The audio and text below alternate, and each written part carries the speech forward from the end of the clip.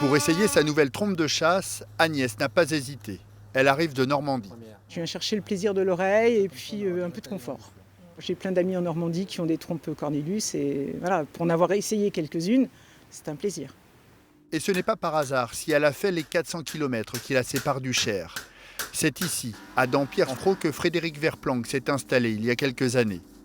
Il est l'un des 7 fabricants de trompes de chasse qui existent en France, à ne pas confondre avec le cor de chasse utilisé en musique militaire.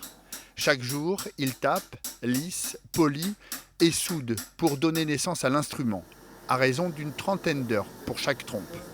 J'ai toujours aimé le son de la trompe. J'ai vite été passionné et pris par ce son, cette richesse de son, cette tonalité ré de l'instrument qui ressemble à aucun autre, quoi. Chaque année, c'est une soixantaine d'instruments qui sortent du petit atelier de Frédéric.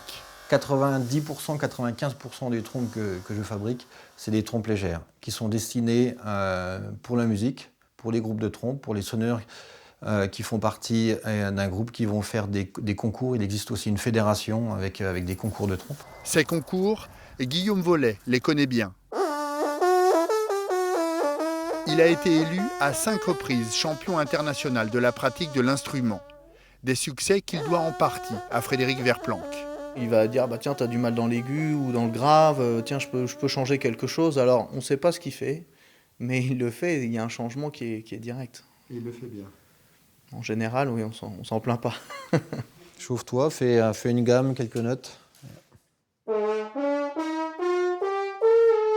Et visiblement, la relève est assurée.